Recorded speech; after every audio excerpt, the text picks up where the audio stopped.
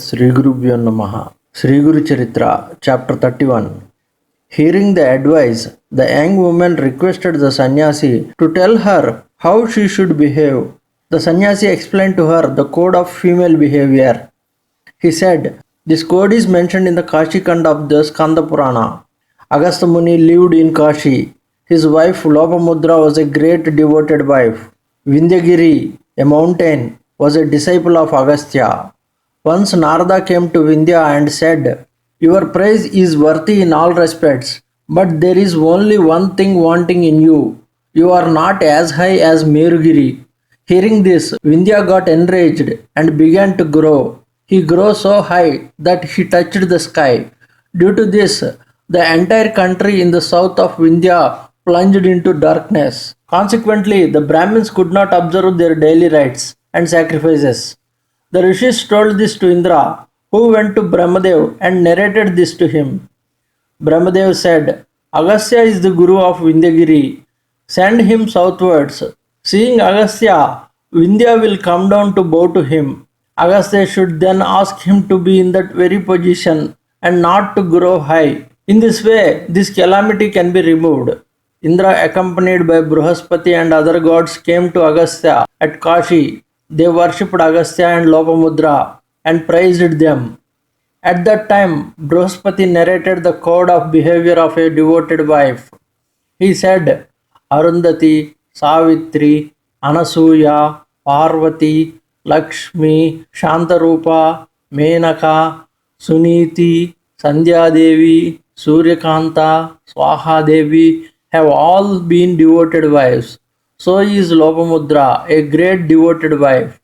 Every devoted wife dines after her husband has dined.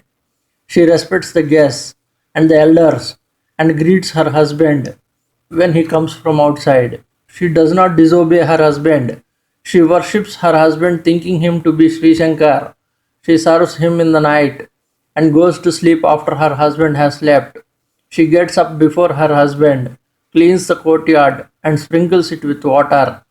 After bath, she worships her husband and takes his tirtha. She dresses and wears ornaments when her husband is at home. When he goes out, she does not have a makeup.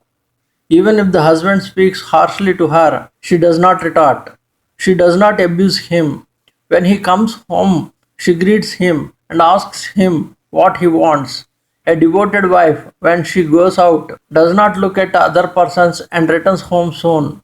She not observe any vrat or fast, or does not give anything in charity without the permission of her husband.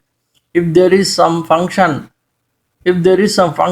fair or ceremony in the town, she does not go without the husband's instructions. If the husband is happy, she is not dejected, and if he is in grief, she will not come joyful.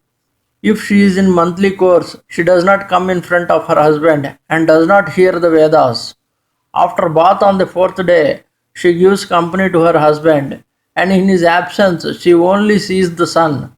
She applies halad, kumkum, kajal, and wears the Mangalsutra round her neck, bangles on her wrists for the long life of her husband. She does not make friendship with the washerwomen, concubines, atheists, and those who cajole their husbands. A woman should not live deserting her mother and father-in-laws, brother-in-law, brother and sisters. She should not bother putting off all her clothes. She should not sit on grinding stone or mortar pestle. She should not argue with her husband. She should not behave in such a way that he would be displeased. Even if the husband is moneyless, miserable, weak, diseased, or thoughtless, the wife should consider him as God and be obedient to him. She should not compare him with other rich and strong persons and censure him. Devoted service of the wife to her husband pleases Trimurti Dattatreya. A woman retorting angrily to her husband becomes a dog, fox, or dumb, or pauper in 7 lives. Even the husband is weak, he should not be disregarded. She should not speak loudly or laugh in presence of the elders. She should not look towards other persons with lust. If she does so, she is disregarded morally. A husband is the soul of his wife. She is regarded auspicious as long as her husband is alive. After the husband's death, she is regarded inauspicious. While going to some places, if a widow is seen, it is considered inauspicious except to her own son. If the wife observes sati, she burns herself with the dead body of her husband. She attains all glory. She liberates the persons of 42 generations, 21 of the husband and 21 parental. If the husband is sinful, still she takes him to heaven. Yama's servants are also afraid of sati. The virtue of going sati is immense. On the contrary, if a woman is adulterous, she sends her 42 generations to the hell. Those who have sati in their homes are really fortunate. They attain four valors, Purusharthas. Their acts are virtuous. That home is like a forest which is without a sati. In this way, Brihaspati told regarding the behavior of the devoted wife and praised Lovamudra. The same was narrated by the sannyasi to the mourning woman. Chapter 31 completed. Om Sri Guru Bhyo Namaha.